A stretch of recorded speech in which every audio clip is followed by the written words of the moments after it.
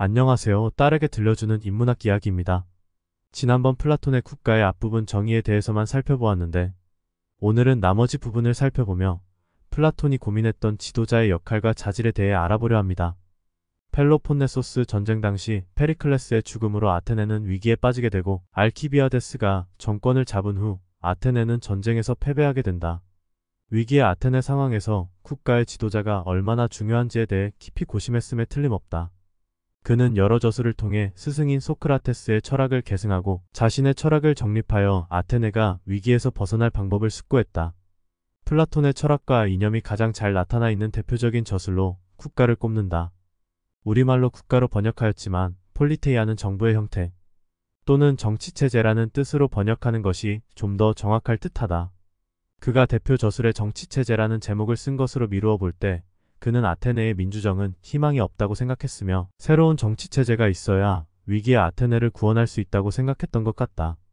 플라톤의 생각을 알아보려면 이데아와 동굴의 비유에 대해 공부를 할 필요가 있다. 아마도 학교에 다닐 때 플라톤의 이데아와 동굴의 비유에 대해 들은 적이 있을 것이다. 먼저 국가에 나오는 내용을 좀 살펴보자. 플라톤은 정의에 대해 이야기하며 이상국가의 본보기를 이론적으로 설명한다. 국가에는 생산을 담당하는 사람과 국가를 지키는 수호자 계급과 국가의 통치자 계급이 있는데 그 각각의 사람들이 자신의 역할에 충실한 것이 정의로운 국가라고 말한다. 통치자는 지혜를 추구하고 수호자는 용기를 추구하며 시민들은 절제하는 것이 그들이 지켜야 할 의무이다. 통치자와 수호자, 시민들이 각자의 맡은 본분을 다하는 것이 정의이며 그것이 이상국가의 기초이다. 또한 그들이 추구해야 할 덕목들은 적절한 교육과 훈련을 통해 이루어질 수 있다고 주장한다. 오늘은 통치자에 대해 나오는 이야기들을 살펴보기로 하자. 철인이 국왕이 되거나 아니면 지금 국왕 또는 통치자라 불리는 자가 진정한 철인이 되기 전에는 그리하여 정치 권력과 철학이 하나로 결합되고 지금은 둘 중 어느 하나만을 따로따로 추구하는 여러 자질이 그러지 못하도록 제지당하기 전에는 여복의 글라우콘, 국가의 고통은 아니 인류 전체의 고통은 결코 종식되지 않을 것이네. 그러기 전에는 우리가 방금 논의한 정체가 실현되거나 햇빛을 볼 가능성이 전혀 없네. 바로 이것이 역설적으로 들릴 것이라는 사실을 잘 알기에 아까부터 내가 입 밖에 내기를 망설였던 주장일세. 국가나 개인이나 진정으로 행복에 이르는 다른 길은 없다는 것을 알기는 어려운 일이게 하는 말일세. 철학자가 통치자가 되기 전에는 다시 말하자면 플라톤이 구상한 이상적인 국가의 형태와 정치체제가 이루어지기 전에는 인류 전체의 고통은 결코 종식되지 않을 것이라고 이야기한다. 여기에서 철인은 지혜를 사랑하는 사람 또는 철학자로 해석한다. 이렇게 국가의 통치자는 철학자가 되어야만 이상적인 국가가 이루어진다고 주장했다. 철학자는 지혜를 사랑하는 사람으로서 구경하기 좋아하는 사람, 기술을 좋아하는 사람, 실무가는 진정한 의미의 철학자와 구별된다. 그들의 지성은 아름다운 것 자체의 본성을 볼 수도 좋아할 수도 없기 때문이라 말한다. 또한 품성에 대해 이야기하는데 철학적 품성에는 노예근성 같은 것이 없어야 하며 도량이 좁은 것은 신적인 것이든 인간적인 것이든 언제나 완전한 전체를 추구하는 혼과 양립할 수 없다 말한다. 철학자는 도량이 넓고 시간과 실체를 전체적으로 관조할 수 있기에 인간의 삶을 중대사로 여기지 않는다 말한다. 단정하고 돈을 사랑하지 않고 노예근성이 없고 허풍 떨지 않고 비겁하지도 않은 사람은 상종하기 어렵거나 불의한 자가 될 수 없다. 마음이 본성적으로 균형 잡히고 우아하여 저마다 존재의 이데아로 쉽게 인도될 수 있는 사람이 통치자가 되어야 한다 말한다. 또한 철학적 품성의 타락에 관하여 왜 이 철학적 품성이 대부분 타락하는지 그리고 악당이라고 불리진 않더라도 무용지물이라고 불리는지 소수만이 타락을 면하는지에 관해 고찰한다. 철학적 품성은 적절한 교육을 받으면 필연적으로 성장하여 온갖 미덕에 이르겠지만 적절하지 않은 곳에 씨 뿌려지거나 심어져 양육되면 신의 도움이 없는 한 정반대되는 현상이 나타난다고 설명하며 교육의 중요성에 관해 설명한다. 다음으로 이데아에 대해 설명하는데 우리는 아름다움 자체와 선 자체가 존재하며 우리가 방금 다수로 설정한 모든 것이 그 점에서는 마찬가지라고 주장하네. 이번에는 그와 반대로 각 사물에는 단 하나의 이데아밖에 없다고 생각하고는 각 사물마다 단 하나의 이데아를 설정하여 그것을 각 사물의 실제라고 부르네. 또한 우리는 각 사물의 다수는 볼 수는 있지만 지성으로 알 수 있는 것은 아니며 이데아는 지성으로 알 수 있지만 볼 수 있는 것은 아니라고 주장하네. 우리가 말한 사물은 두 가지인데 한 가지는 지성에 의해 알 수 있는 부류와 영역에 군림하고 다른 한 가지는 가시적 부류와 영역에 군림한다는 것을 명심해 두게. 여기에서 이데아란 아름다움 자체와 선 자체이며 각 사물의 실제이다. 또한 지성으로 알 수 있지만 볼 수 있는 것이 아닌 지성에 의해 알 수 있는 부류와 영역에 군림하는 것이다라고 설명한다. 여기에서 아름다운 것 자체의 본성 즉 영원 불변하는 아름다움의 이데아가 나온다. 경험의 세계가 실제로 존재하지 않는다고 말할 수 없는 것은 사실이지만 경험 세계가 존재하는 특별한 방식은 어쨌든 다양하고 불안정한 것임에 틀림없다. 이 세상의 사물들은 사물 자체와는 결코 일치하지 않는다. 왜냐하면 사물은 시간이 흐르면서 변화할 뿐 아니라 이들의 특성 역시 필연적으로 상대적이기 때문이다. 이러한 세계에서 얻어낼 수 있는 지식 역시 그만큼 불안정하고 불투명하며 그것을 평가하는 주체의 주관적인 관점에 지배를 받는다. 우리는 한 소녀가 아름답다고 말할 수 있지만 그 소녀는 1년 뒤에는 추하게 변할지도 모르고 당장이라도 여신과 비교하여 얼마든지 추하게 보일 수 있다. 예를 들어 좀 쉽게 이야기하자면 의자에 대해 생각해보자. 의자는 사전적 의미로는 사람이 앉는데 쓰이는 도구를 말한다. 실내에서 쓰이는 의자도 있고 실외에서 쓰이는 의자도 있다. 광장 앞에 설치된 계단도 우리가 앉으면 의자가 되기도 한다. 그렇다면 무엇이 우리로 하여금 의자라고 부르게 하는 것일까? 이에 플라톤은 의자의 본성이 되게 하는 것, 그것을 의자의 이데아라고 불렀다. 플라톤은 이 이데아라는 개념을 사용함으로 인하여 세계 철학사의 첫 번째 자리를 당당하게 차지하게 된다. 이제 그 유명한 동굴의 비유에 대한 설명을 살펴보도록 하자. 그럼 이번에는 우리의 본성이 교육받았을 때와 교육받지 않았을 때 어떻게 다른지 비교하기 위해 이렇게 상상해보게. 여기 지하 동굴이 하나 있고 그 안에 사람들이 살고 있다고 생각해보게. 동굴의 입구는 길고 동굴 자체만큼 넓으며 빛을 향해 열려있네. 그들은 어릴 때부터 다리와 목이 쇠사슬에 묶여 있었기에 언제나 같은 곳에 머물러 있으며 쇠사슬 때문에 고개를 돌릴 수 없어 앞쪽밖에 볼 수 없네. 그들의 뒤편 저 멀리 위쪽으로부터는 불빛이 그들을 비추고 있으며 불과 수감자들 사이에는 위쪽으로 길이 나 있고 그 길을 따라서는 나지막한 담이 쌓여 있네. 그 담은 인형극 연출자들이 인형극을 보여주기 위해 자기들 앞에다 세우는 무대와도 비슷하네. 사람들은 그 담을 따라 각종 도구와 입상과 돌이나 나무로 만든 동물의 형상과 인공물을 담위로 운반하는데 그들 중에서 덜어는 말을 하고 덜어는 침묵을 지키고 있네. 선생님께서는 이상한 수감자들의 이상한 그림을 보여주시는군요. 우리와 같은 사람들을 보여줄 뿐이네. 자네는 그런 처지에 놓인 사람들이 자신들의 관에서건 남들의 관에서건 불빛에 의해 맞은편 동굴 벽면에 투영된 그림자들 말고 무엇을 보았으리라고 생각하는가? 그런데 그들이 말을 주고받을 수 있다면 그들은 자기들이 본 그림자들이 실물들이라고 믿지 않을까? 어떤가? 또한 감옥 맞은편에서 메아리가 울려온다면 지나가던 사람들이 말을 할 때마다 그들은 자기들이 들은 소리가 바로 자기들 앞을 지나가는 그림자에서 나온 것으로 믿을 것이라고 자네는 생각하지 않는가? 어쨌거나 그들은 인공물의 그림자 외에는 다른 어떤 것도 진짜라고 생각하지 않을 것이네. 그렇다면 어떻게 해야 그들이 쇠사슬에서 해방되고 어리석음에서 치유될 수 있을지 고찰해보게.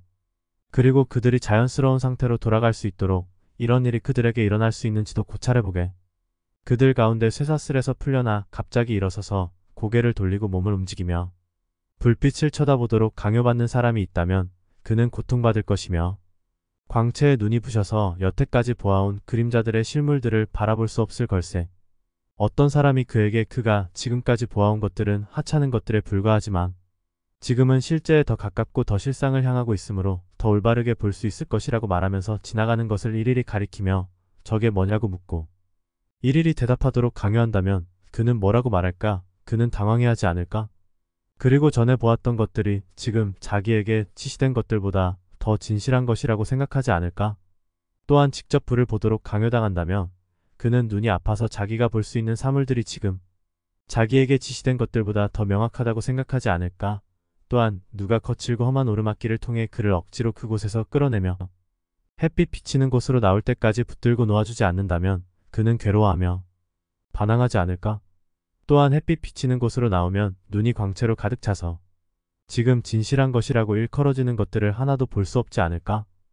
그렇겠지. 위쪽에 있는 사물들을 보려면 그것에 익숙해지지 않으면 안 될 테니까.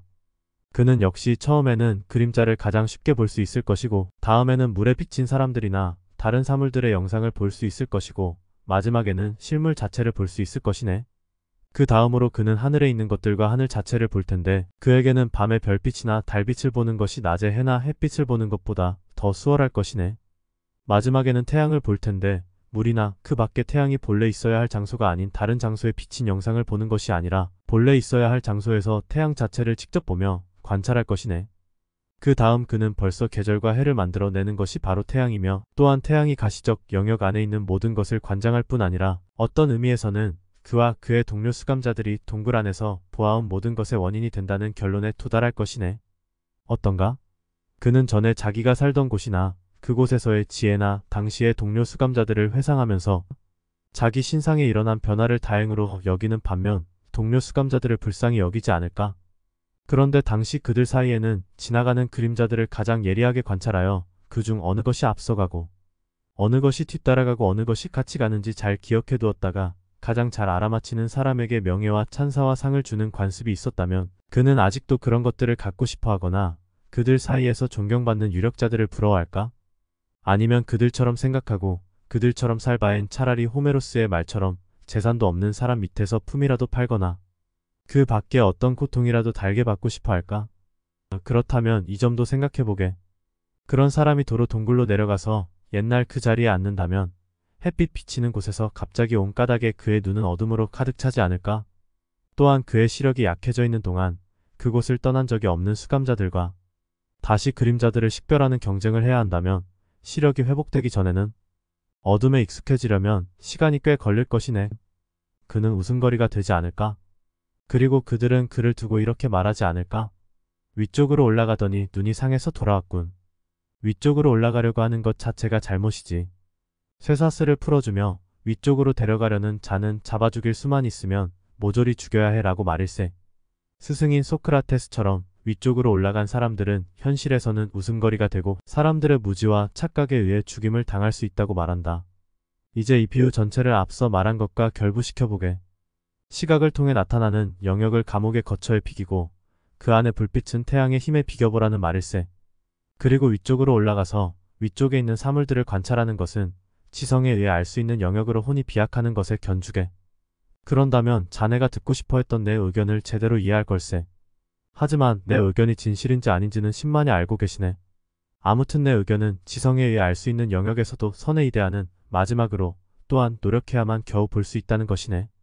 그러나 일단 본 이상에는 그것이 모든 사람을 위해 온갖 올바른 것과 아름다운 것의 원인이 되며 가시적 영역에서는 빛과 빛의 주인을 낳고 지성에 의해 알 수 있는 영역에서는 스스로 주인이 되어 진리와 지성을 창조한다는 결론을 내리지 않으면 안 된다는 것이네.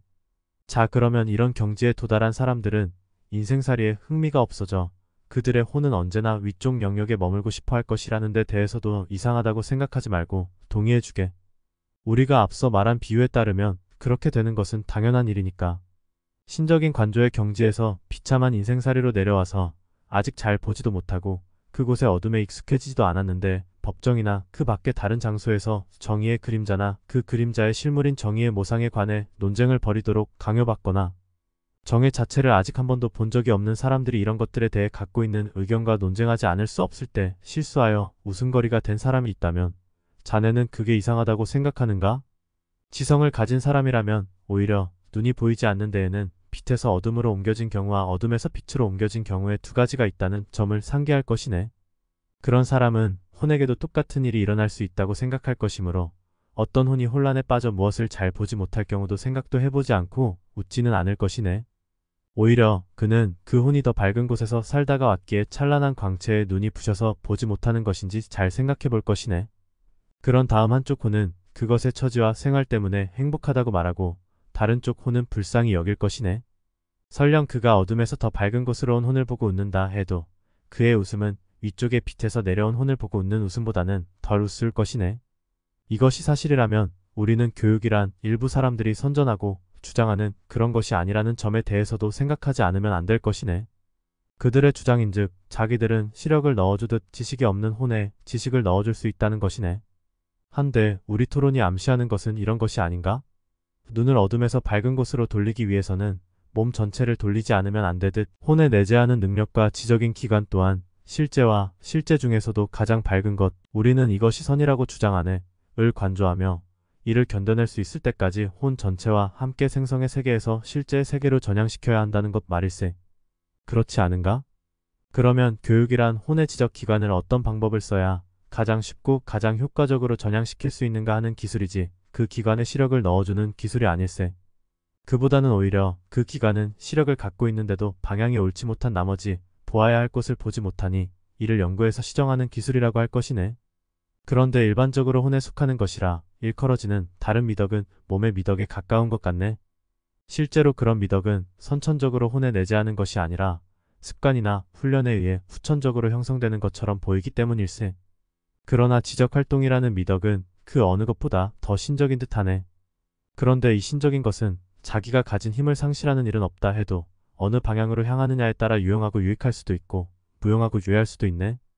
아니면 자네는 악당이지만 재주가 비상하다는 자들에게서 이런 점을 눈여겨본 적이 없는가?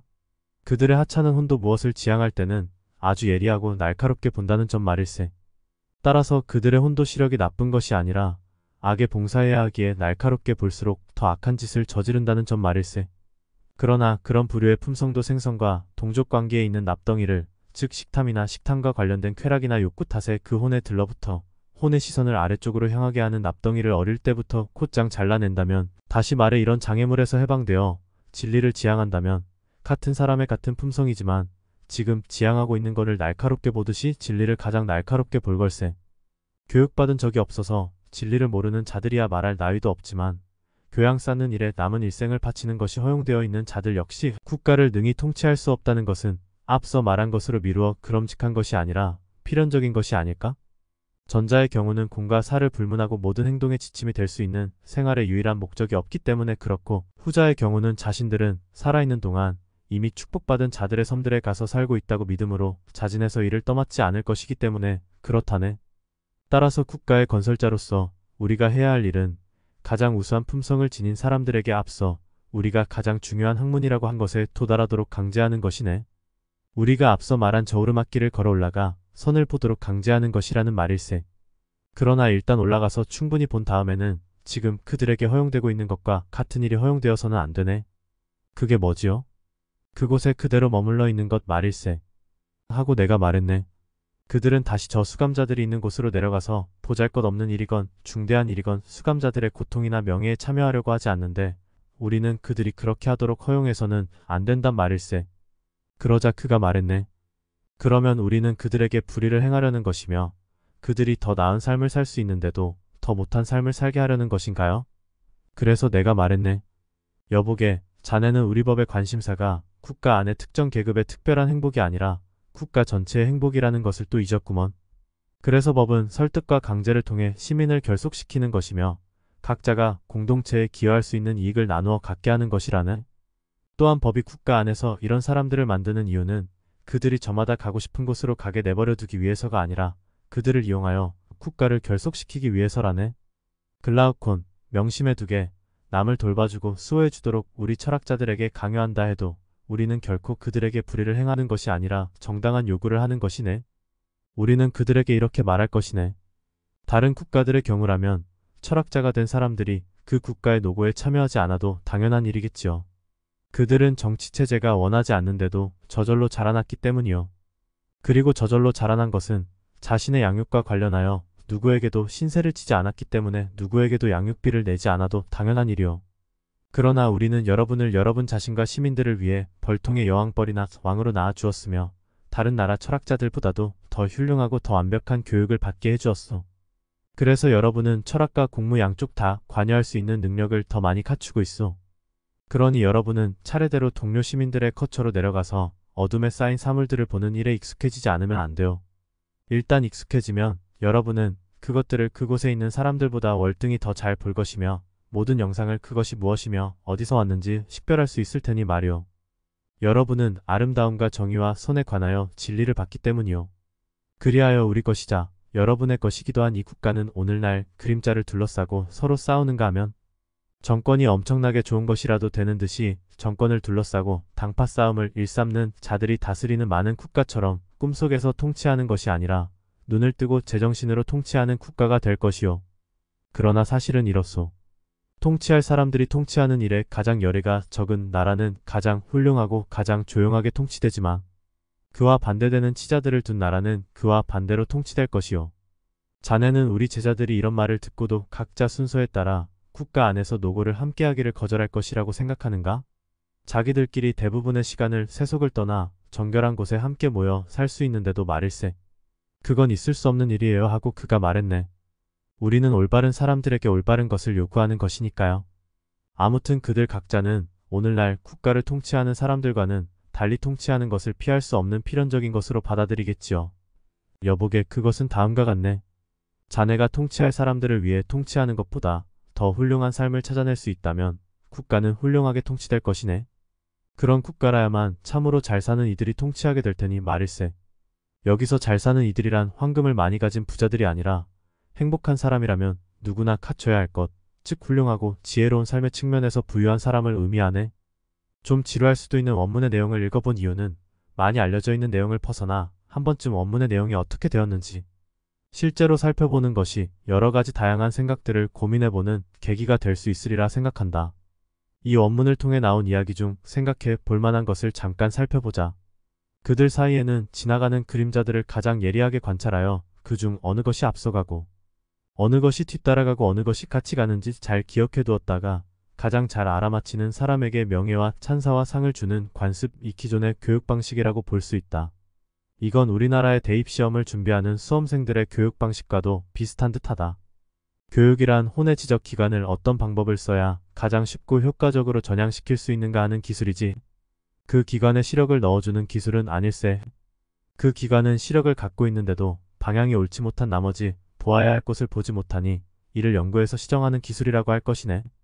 에서 보듯이 플라톤이 생각한 교육은 암기식 교육이 아니라 사물의 본질을 보게 하는 것이 진정한 교육이라는 것이다. 혼의 지적기관을 전향시키는 것이 눈앞의 그림자의 세계를 벗어나 자신의 쇠사슬을 끊고 진정한 이데아의 세계로 나아가는 것이 교육의 목적인 것이다. 이렇게 교육된 철학자는 진정한 이데아의 세계를 보게 된다. 그리하여 진정한 이데아의 세계를 본 후 그것에 머물러 세속을 떠나 정결한 곳에 머무는 것에 있어서는 안 된다는 것이다. 따라서 국가의 건설자로서 우리가 해야 할 일은 가장 우수한 품성을 지닌 사람들에게 앞서 우리가 가장 중요한 학문이라고 한 것에 도달하도록 강제하는 것이네. 우리가 앞서 말한 저 오르막길을 걸어 올라가 선을 보도록 강제하는 것이라는 말일세. 그러나 일단 올라가서 충분히 본 다음에는 지금 그들에게 허용되고 있는 것과 같은 일이 허용되어서는 안 되네. 그게 뭐지요? 그곳에 그대로 머물러 있는 것 말일세. 그들은 다시 저 수감자들이 있는 곳으로 내려가서 보잘것없는 일이건 중대한 일이건 수감자들의 고통이나 명예에 참여하려고 하지 않는데 우리는 그들이 그렇게 하도록 허용해서는 안 된단 말일세. 통치자가 된 철학자들은 신과 같은 높은 자리에서 내려와 동료 수감자들을 불쌍히 여기고 이데아의 세계로 이끌 책임이 있다는 것이다. 이것이 바로 지도자의 진정한 역할이라는 것이다. 오늘날 그림자를 둘러싸고 서로 싸우는가 하면 정권이 엄청나게 좋은 것이라도 되는 듯이 정권을 둘러싸고 당파 싸움을 일삼는 자들이 다스리는 많은 국가처럼 꿈속에서 통치하는 것이 아니라 눈을 뜨고 제정신으로 통치하는 국가가 될 것이요. 그런 국가라야만 참으로 잘 사는 이들이 통치하게 될 테니 말일세. 여기서 잘 사는 이들이란 황금을 많이 가진 부자들이 아니라 행복한 사람이라면 누구나 갖춰야 할 것, 즉 훌륭하고 지혜로운 삶의 측면에서 부유한 사람을 의미하네. 플라톤이 고심했던 것처럼 오늘날 우리도 정권을 둘러싸고 당파 싸움을 일삼는 자들이 다스리는 국가가 아니라 눈을 뜨고 제정신으로 통치하는 국가를 고민하고 있지는 않은가. 황금을 많이 가진 부자들이 아니라 훌륭하고 지혜로운 삶의 측면에서 부유한 사람들이 되기를 바라며 오늘 이야기는 이만 마치도록 하자. 들어주셔서 감사합니다.